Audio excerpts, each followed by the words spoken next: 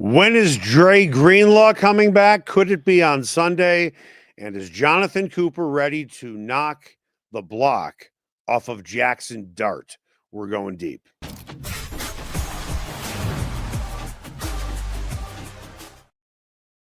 And how you doing, everybody? Nate, Eric, you ready to go, man? Let's do this. I got my sport coat on. Yeah. I am ready to go.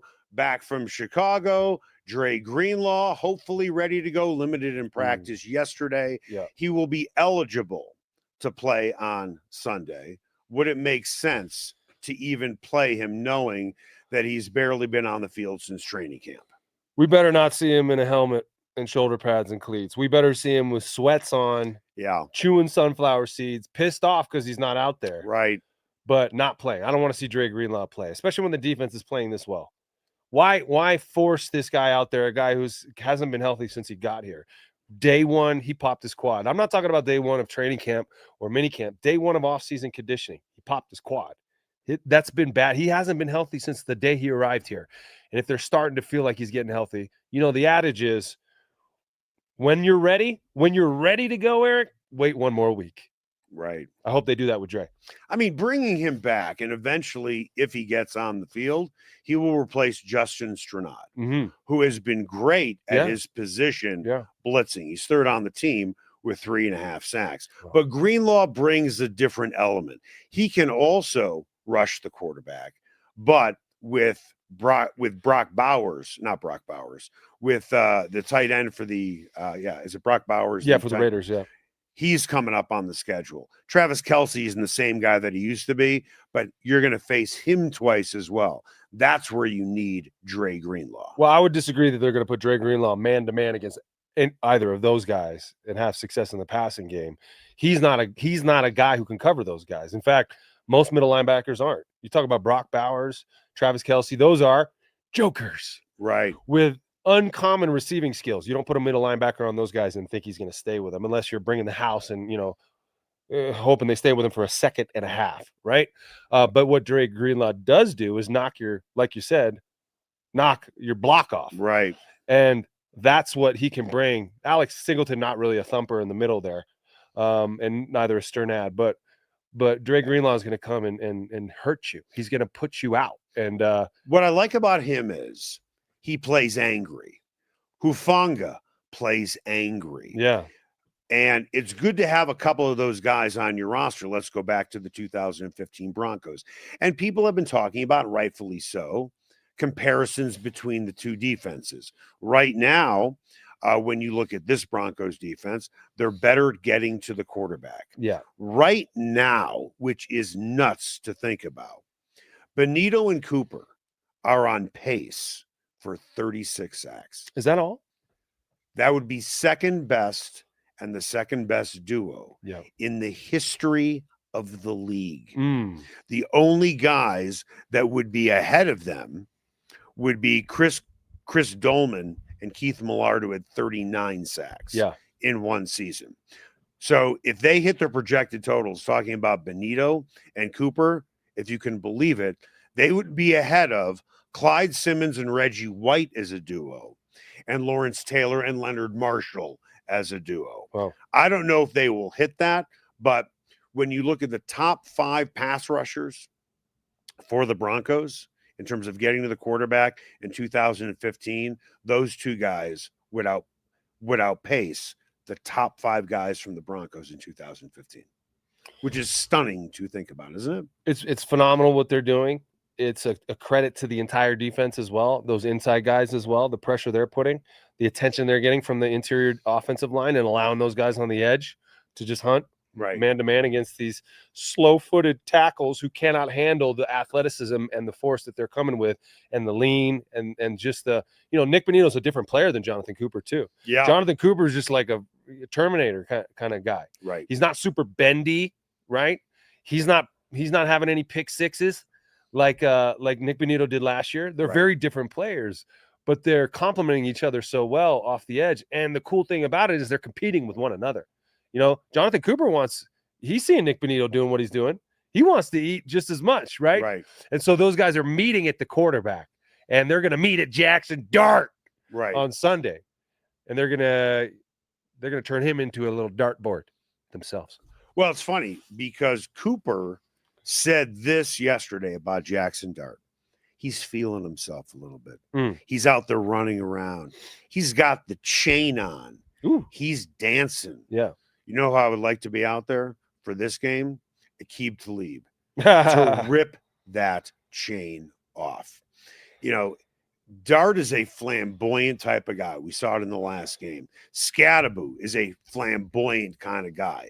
We have seen that. And he's one of the best running backs in the league as well. I don't know if he's one of the best in the league. Statistically, he is. He's got 5 touchdowns, 300 yards. I mean, he's averaging 53 yards a game. Statistically, he is one of the best running What backs. does that mean? In terms of rushing yards, no, that's in terms of touchdowns. He is I'm not saying he is. No. I'm saying statistically he is. Well, no, I was looking at his statistic. I mean, he's got 5 touchdowns. That's Yep. where he's sort of near the, top 10 in the league, but he's only averaging 53 yards per game, which isn't crazy, but right. He's a spark for them, right? He's an energetic spark, and the way that he's playing, these guys are all talking about it. He's like, man, he's crazy.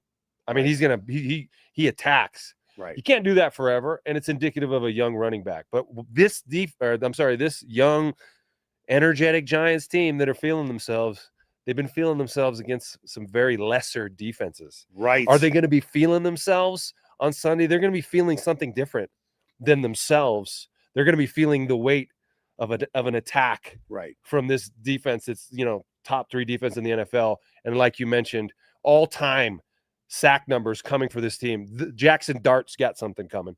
All right. Want to let you know this show is brought to you by Landmark Lincoln and the brand new Lincoln Navigator.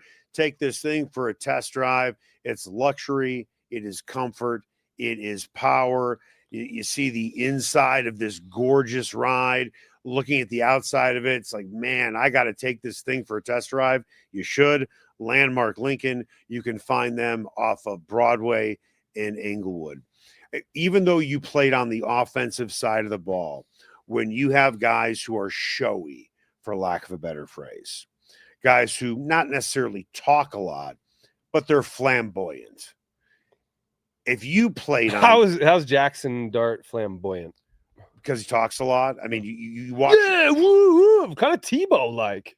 No. Celebrating runs and, like, getting up and being all excited. Jackson Dart, encourages contact as a quarterback, which is stupid. The stupidest. Right.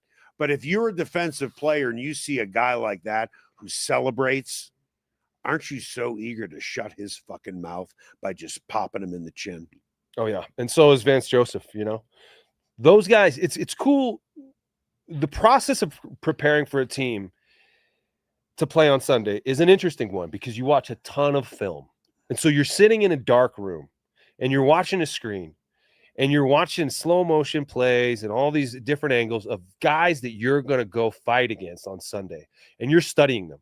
You're studying their movements, you're studying their tendencies, but you also see the way they play. And you start to feel certain ways about those guys. Right. And you start to develop an opinion about who they are because you also have a playbook that tells you who they are, their bio, where they're from, what school they went to, their family, their hobbies, their pet's name.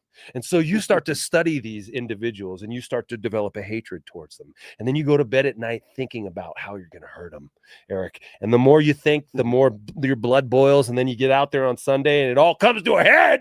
Right. And the Broncos defense is watching Jackson Dart. They're watching Cam Scadaboo. They're studying their movements and they're ready to destroy them. Why do you think Scadaboo went in the 4th round? He's a white running back. Was it just because he's white? He's small. I mean, he's small, and maybe his playing style it doesn't suggest longevity. Well, I think that's the big thing. I will tell you what Cam Scadaboo will be if he continues this. He will be on the cover of Madden next year. I have zero doubt he will be the guy. I'll bet you. Well, did you ever think that Peyton Hillis would be the Madden cover? No, but he led the league in rushing that year. Peyton Hillis did? I believe so. Well, when you talk about a white running back because there's so few of them, I think that's why he will be on Madden. Yeah. And he's an exciting player to watch. And he's flamboyant. And he has good feet. He catches the ball well out of the backfield. But to your point about being in the 4th round, I think he went in the 4th round because teams did like him. but he's a guy who wants contact. Yeah. His best ability is running after getting hit. I remember somebody else who was just as good in college, if not better, getting yards after getting hit, was Javonte Williams. And everybody loves a guy like that. But what happened to Javonte Williams? What happens? He's a top 5 running back now in the league. But he blew out his knee. Oh, yeah. And you look at a Cam Scatterbo and say, how long is this guy going to last with the way he runs? Most running, listen, if you're a smart quarterback, you avoid contact. Yeah. Okay. Jackson Dart does not avoid contact. Cam Scatterbo doesn't avoid contact. And I think that's another reason why Jackson Dart slipped in the first round, because you're wondering, how long is this guy going to play with the way that he plays? Well, you got to think that his coaches are telling him that. If they're smart, they're telling him he's got to protect himself. Jackson Dart. The Jackson Dart, Cam Scatterbo conversation are two different things. I mean, a running back who looks for contact, that's not a horrible thing. Now you got to pick and choose that contact. He's not a one-cut guy. He will go. He wants to run through the wall. Right. He doesn't want to avoid the wall. So if you're the wall, does it hurt to get hit like that? I'm not saying just for Cam, but if you're a defender tackling him, does that hurt you, Eric? Yeah. Yeah. And so that's his gift to his offense, is to hurt you. Every time you tackle him, it hurts you. You wear down. Right. The game goes on, and Cam is the one who has sacrificed his body to soften up the defense so Jackson Dart can run through those holes, or they can slip something over the top that they're not ready for. He's willing to sacrifice his body and his brain for that. And that's not a sustainable playing style. But right now, he's healthy enough to do it. Now, Jackson Dart, you're a quarterback. You got to protect yourself. You can't look for contact. I mean, every once in a while you can.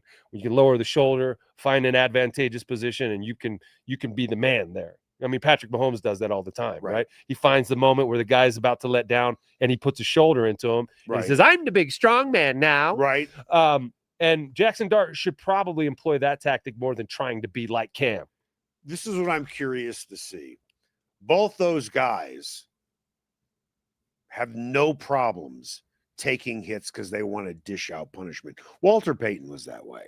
He wanted to dish out punishment. Earl Campbell wanted to dish out punishment. Scatterbo wants to dish out punishment.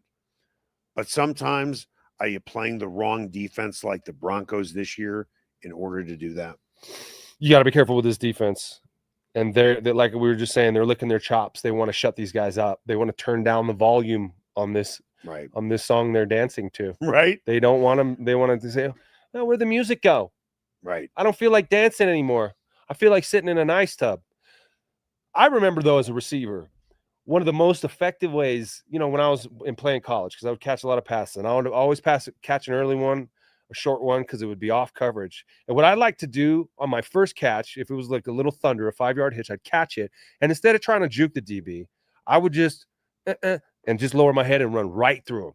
Hit him as hard as I could right there, because that sets the precedent. Now he's on his heels. He thinks I'm going to run through him every time. Right. No, I'm not. Now I'm going to go around you. So there is an effectiveness with an offensive player with a ball in his hand turning into the aggressor. Right. Because they don't expect you to do that. You find yourself in space, all of a sudden you put your head down and deliver the blow on the defender who's supposed to be the guy doing that. Yeah. I just turned the tables on you, motherfucker. Right. It's going to be a long day, right? And that could take you out of your game a little bit. And what I don't want the Broncos defense to do, because they played with so much composure and so much poise, is to be taken out of their game by wanting to shut these little kids up. You know what I mean? Well, how will they be taken out of their game? Well, to focus too much on, wanting to shut them up, and not the game plan, falling out of position, chasing something too much because they really just wanted to shove this guy's face in the dirt, and all of a sudden.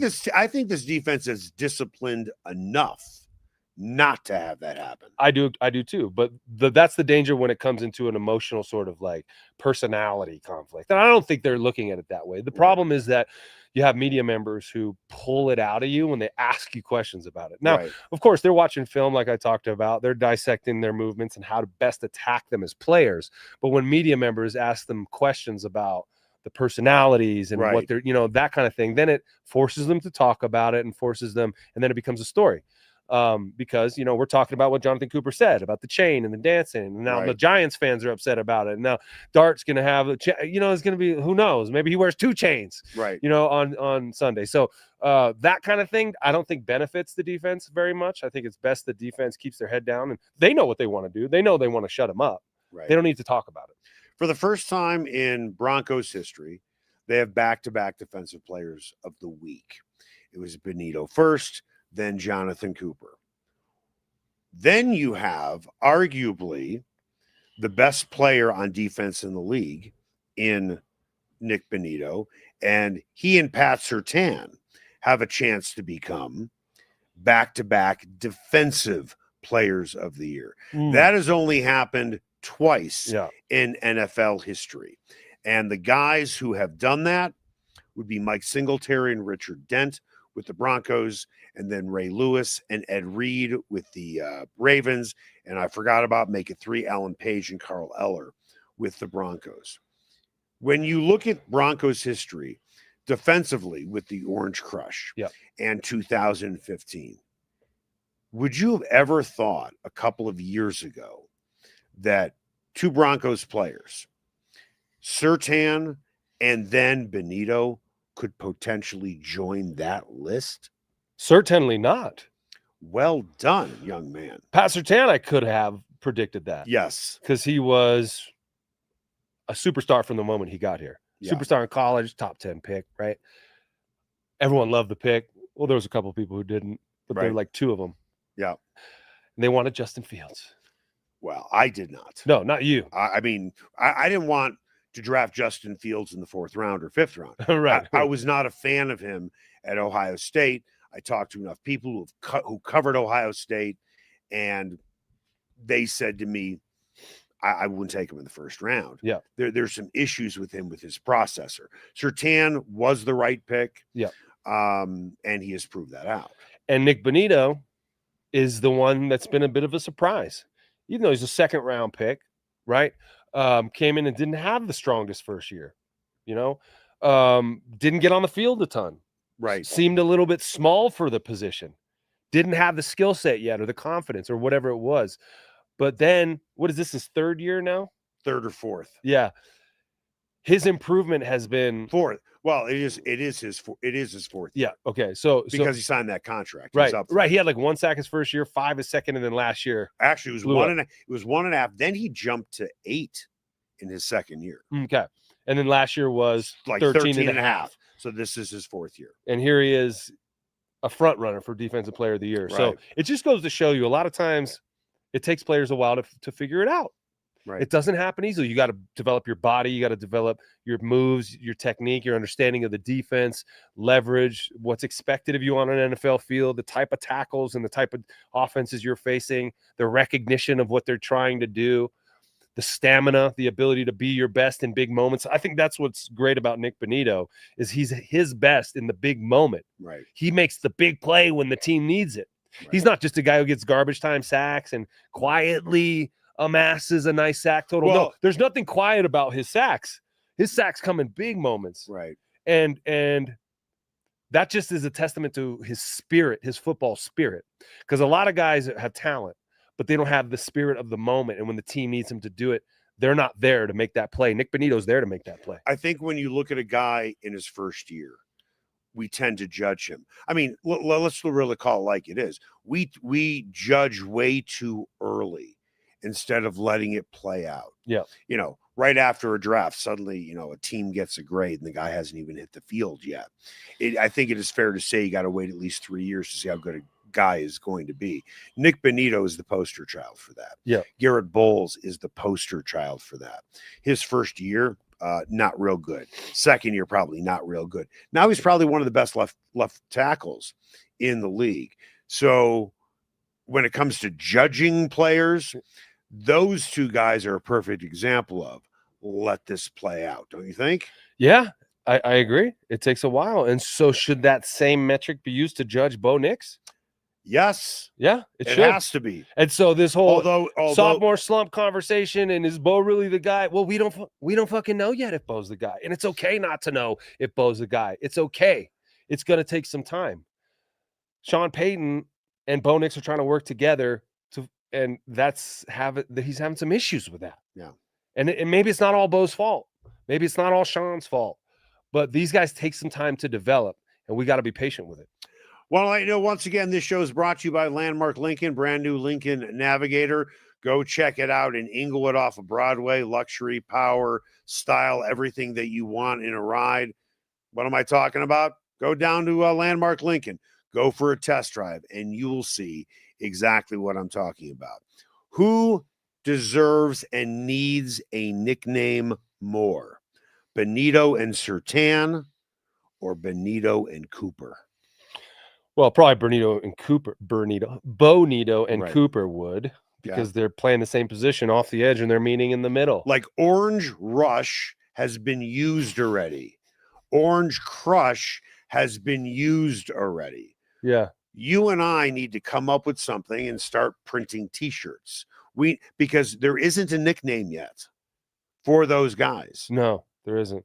I mean, is there some sort of like drum beat going for the creation of a nickname? Well, with what they're doing, there should be. Yeah. I mean, great defenses have nicknames. No Fly Zone, New York Sack Exchange, the Orange Crush. But you have two guys right now who are potentially going to be second all-time as the best duo in terms of sacks. But then on the flip side, you have the defensive player of the year in Surtain, the reigning defensive player of the year, and the guy who's the leading candidate for defensive player of the year. So who gets the nickname? It would be great if it would be both. I don't think you could do a corner, and you can't have a nickname for a corner and an edge player together. They're not a duo. They don't work together. Right, I agree. So we got to do the edge guys, you know. So what should it be? I don't know, like Rocky Mountain Oyster Crew or something like that. The only thing that I thought of, and it's beyond lame, and I'll be the first one. Oh, I can't wait. Well, sometimes you look at their names, and you try and come up with a cute acronym. Although in this case, I don't think it's really that cute. Nick Bonitto, NB, and then for Cooper C, NBC. It's terrible. So why'd you bring it up? I agree. Because I was thinking, what can we do for them? What can we do to have bumper stickers and T-shirts, and we make a little bit of money out of this? All right, yeah. It's a self-serving thing here. No, and I'm kidding. But it would be great to coin something, wouldn't it? Something needs to be said about this defense. Yeah. With the way they're playing. Well, yeah. I do think the defense needs a nickname. Maybe not just those two guys. Right. The whole defense. But Orange Crush and Orange Rush have already been used. Yeah. I mean, they're all millennials, right? Or Gen Zers. Young guys. Yeah. Generation, I don't know. We'll think about it. Okay. So I don't have one for you. We'll get back to you on Monday. Yeah. How's that sound? We'll get back to you on Monday. Mile High Monsters. The Rocky Mountain Massacre. What else? I don't know. I figured that you're so quick that you'd get something bang on the spot. But apparently I put way too much faith in you. Way too much faith. Looking at this game against the Giants, they are favorites again. How do you think this game unfolds? Yeah, man. I mean, it's a tough one because we thought the Jets game was going to unfold a certain way. Right. It did not. To me, they got to figure out the offense, man. This defense isn't good. The Giants defense isn't very good. Right. Okay. But neither was the Jets defense. They were very bad. And they also had a very bad coach managing the game. And the Broncos almost lost that game. So my question is, are the Broncos learning from the things they're doing wrong last week and correcting it for this week? I would say yes. Hopefully yes. I think Sean Payton's the type of coach who is self-reflective enough to try to figure out what he's doing wrong and how to get his offense moving in the right direction. I have no doubt this defense is going to come to play. Are they going to do what they did against the Jets? Probably not quite as dominant. Right. The Giants have a better running game, and I think they have some more juice going on right now and a better coach who's managing it a little more effectively. It's the Broncos offense that is the question mark to me, and whether or not they can simplify things and attack straightforward and not all this misdirection, screen stuff, crossing stuff, but do the simple stuff that's in front of you and take advantage of your advantage as better players. A scale of 1 to 10. Give me a quick answer because I'm going to follow up on it. Scale of 1 to 10, 10 being the highest, 1 being the worst. What would you put the Broncos offense at? 5 or a 6. Okay. I think they're a middle of the road offense right now. Let's call them a 5. All they have to do is get to 7, 7.5, and this is a Super Bowl contending team. They don't have to be great. There's plenty of history that suggests defense wins championships. Look at the Ravens defense. Their offense was run by Trent Dilfer, right? And then with the Tampa Bay Buccaneers, great defense. They were run by Brad Johnson. The Broncos in 2015, I'm not sure that offense got over 200 yards total in the Super Bowl against the Carolina Panthers. All of this rides on the Broncos offense not being great, just being better. And the funny thing is they can move the ball. Their biggest problem is killing themselves with penalties. There's a lot of problems. The penalties are one of them. You might be right that the Broncos could win a Super Bowl with a 7 offense. The problem is Sean Payton. They would win with a 7. Sean Payton doesn't want a 7 offense, and he's not happy with that. He'd rather lose than win the Super Bowl with a 7 offense. He needs to win a Super Bowl with a 10 offense. That's why the Super Bowl is won and brought to Denver, because of his offense, right, not because of the defense. In fact, if he won a Super Bowl because of his defense, that Super Bowl trophy would go in the basement. He wouldn't even put it up on the mantle, Eric. You think it's more important for him that his offense is better than his defense? Meaning, if he had a choice that his offense is a little bit better and they can win a Super Bowl? I mean, is that what you're suggesting? No, here's the thing. No, I'm not. I think that he kind of went off the rails. I know. You went off the rails there. This is an entertainment show. I'm trying to be entertaining for the people at home. I'm trying to make a larger point. Are you doing a hot take just to get a clip out of this? No. But there's a grain of truth to what I'm saying. He is an offensive genius, right? Is he? Yeah. No. Do you believe that? He has that, or are you saying that's sarcastic? I do believe it. You think he's a genius? Can I tell you why? Do you think he's Mike Shanahan level? They're very different, but yes, similar. Okay. Similar success. Go and look at Sean Payton's track record in New Orleans. He was a top 3 offense for like 10 straight years. Yards and points every year, 1, 2, or 3. You don't slip and fall into that, but you do have Drew Brees. Yeah. However, there's a lot more than just the quarterback. Right. I know we talked about this before, but there's a grain of truth to this idea that if Sean Payton had a middling offense that was just kind of squeaking by and the defense kept carrying him through the first round of the playoff, offense plays like shit. Second round of the playoffs, they win, but offense plays like shit. AFC Championship, they win, but offense plays like shit. And in the Super Bowl, they win, but the offense plays like shit. When he's holding that trophy and the confetti's falling, do you think it'd taste as good as if the offense was putting up 40 points a game? It was fine for Gary Kubiak in 2015. He was more than fine with it. He's an offensive guy too. It wouldn't taste as good. It doesn't taste as good if you don't hold up your end. But the thing about coaching is the head coach is in charge of everything. His fingerprints on all of it. So the defense is Sean Payton's baby too. Yep. He has empowered Vance Joseph. All those players, he's allowed them to come on. He creates the practice schedule that allows them to thrive. Right. He sets them up to win. And so this idea that this is my offense, I think Sean Payton can step back from that idea and say, this is my team. And everything that happens on the field is because of me. Right. I've allowed it to happen. And the offense is going to find their way. The defense right now is balling, and that's Sean Payton's. All of it is under his umbrella. Let's take a 5,000-foot view look down at the Broncos so far, who are 4-2. They have played only 2 home games. Yeah. 4 of their last 5 games have been on the road. Yeah. And we have talked about the offense struggling. I think that is quite an accomplishment. Clearly, the defense has carried them. The offense, generally speaking, is better at home anyway, right? Yeah. Now they're heading into a stretch where 4 of their next 5 games are at home. Love it. And how much do you think that's going to make a difference for this offense playing better? Huge difference. Number one, crowd noise affects an offense. You're in a 2-minute drill on the road, you can't hear.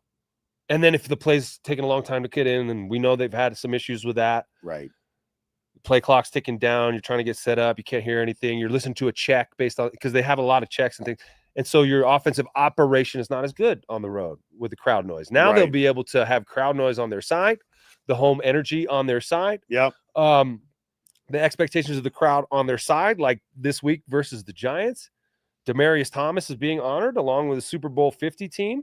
The energy's on your side. Yeah. And one thing about maybe not the Super Bowl 50 team, but Demaryius Thomas's years here and Peyton Manning's years here, it was a fireworks show. Everyone in that audience, everyone in the crowd showed up on Sunday knowing they were going to see some offense. Well, they saw that offense for 2.5 years. They saw it in 2012. Yep. They saw it in 2013, which is a record-breaking offense. And then for the first half of 2014, they saw it. And then Kubiak wanted to run the ball more in the second half of the season. And then in 2015, Peyton Manning's career was like a bowling ball falling off a table. Boom. That's what it was. Well, he still got himself another Super Bowl. He got to 2. That's what I'm saying. Another one. Right. Sometimes putting up big passing numbers is not the path to a Super Bowl victory. In fact, it's a path to a lot of regular season victories, but the playoffs come around and the game changes a little bit. Right. You saw that last year in Buffalo.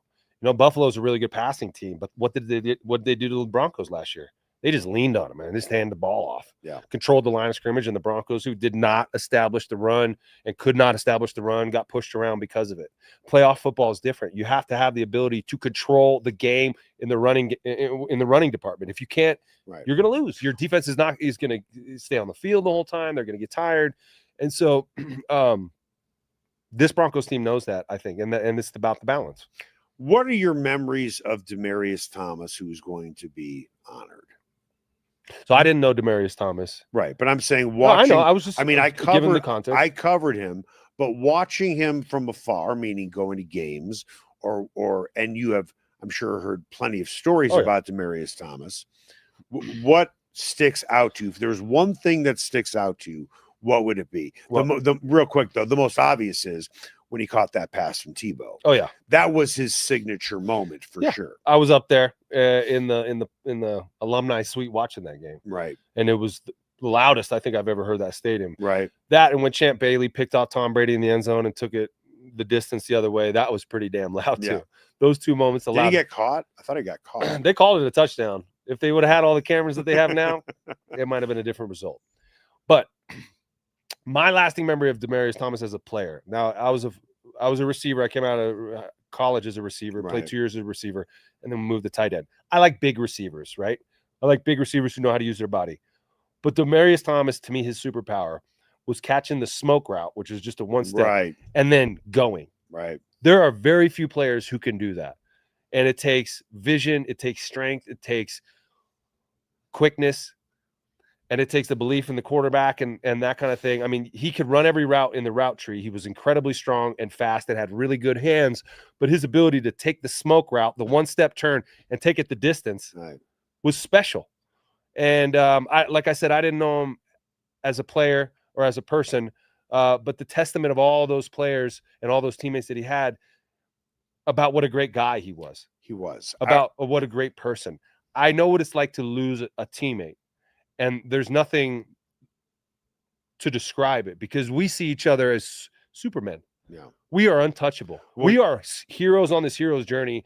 And to have one of those guys who you saw as an untouchable superhero pass away early is a devastating blow to your community, to your brotherhood. And so it's going to be special to see everybody get together and be able to honor him. I remember the day he was drafted and Dez Bryant was on the board. And the Broncos took Demaryius Thomas. And I was at the headquarters where the Broncos are at Dove Valley. And I walked outside and I called Nick Ferguson because Nick played at Georgia Tech. And I said, Nick, tell me about this guy, Demaryius Thomas, and why would they take him over Dez Bryant? And he goes, Eric, this guy's unbelievable. Even though Georgia Tech is a run-first offense, I mean, Calvin Johnson came out of Georgia Tech, right? Did he? I believe so. Okay. I believe it was Calvin Johnson that did. I could be wrong. Maybe somebody can fact check me in real time here, but I believe it was him. But Demaryius Thomas did come out of Georgia Tech, and he said, this guy is big and strong and fast. He goes, this guy's going to be unbelievable for the Broncos. He was a quiet leader, but, and I may even predate you. There was a commercial on television many years ago for E.F. Hutton. I believe it was a financial firm. And the tagline for the commercial was, when E.F. Hutton talks, people listen. And that was Demaryius Thomas. He didn't talk a lot, but when he did, he had so much respect from everybody in that locker room. He commanded the room. He was a quiet leader. Emmanuel Sanders was more flamboyant. He was more talkative. But I remember during the Super Bowl season, he was dropping balls quite a bit. And he was getting booed at times during the Super Bowl season. And I pulled him aside. He and I got to know each other well enough. It's not like we hung out together. And I pulled him aside out of the locker room where like the drinks are in the cooler. And I said to him, what's going on? Why do you think you're having challenges catching the ball? And it felt like at least once a game this was happening. And he was getting booed at times. Late in his career, he got booed at times. So he said to me, I'm having a very difficult time concentrating, knowing that my mother is watching me as a free woman. And I just stopped and I was frozen. We don't need to get into all the details, but his mom went away to prison for a while. She got out of prison because of Barack Obama. But I thought, I don't know anybody that can relate to what Demaryius Thomas is going through. And we look at athletes as Superman, and they're also getting paid a lot of money. And you should be catching the ball every single time. But what we forget as fans and media is these are people as well. And they have day-to-day problems just like everyone else. And for that to be in his head during a game just made me think, wow. But that's the reason why he was dropping passes. And I was like, I had so much empathy for him. And fortunately, he won a Super Bowl that year. But early on in his career, you know, you and I talked about Brandon Marshall and the difference between him and Demaryius. They were two totally different wide receivers, despite being built the same way. He was a great teammate, well-liked, soft-spoken. But when he did speak, everybody listened to what this guy had to say. And I also told you this, he and I had another private conversation. And I'm not trying to, you know, they were private conversations. And because he is no longer with us, I'm not trying to share too much information. But I think it tells you who he is as a person when I tell that story about why he was dropping passes. Another one that I've said to you before, he said to me, I am nowhere near the wide receiver that I am without Peyton Manning. He said, Peyton Manning made my career. He said, I'd be nothing. His quote, I'd be nothing without Peyton Manning. A lot of humility there. Tons of it. But you mentioned the iconic moment of his career. Right. Had nothing to do with Peyton Manning. Nope. So he was given deference to the sheriff there and what he brought to this team. But Demaryius Thomas would have been great without Peyton as well. And the impact that he left on his teammates supersedes any of the stats, any of the moments on the field, right. The friendship, the brotherhood. And like you mentioned, guys step onto the field as human beings with a lot going on off the field. You never know. And every single one of those guys on the field has something going on. Yeah. Whether it's in their marriage, their family, their friendships, whatever it might be, that field is a refuge from that. And go ahead. No, go ahead. I got it. I find it kind of ironic that the Super Bowl team will be there from 2015 watching a team that mirrors them. Great defense, offense that was okay, not great, and it's 10 years later. And a future Hall of Fame quarterback. In who? Bo Nix? You don't believe? Is he a future Hall of Fame quarterback? Time will tell. Who wins the game and why? Broncos win. Broncos have to win. They will win. They are going to bounce back from that victory. Right. They're going to bounce back from their win right. against the Jets. The cool thing about this team is even after a victory, you don't feel good because you didn't play your best. That's when you know you're on a good team. Right. That's when you know you have high hopes, high aspirations, when a victory isn't fucking good enough. Right.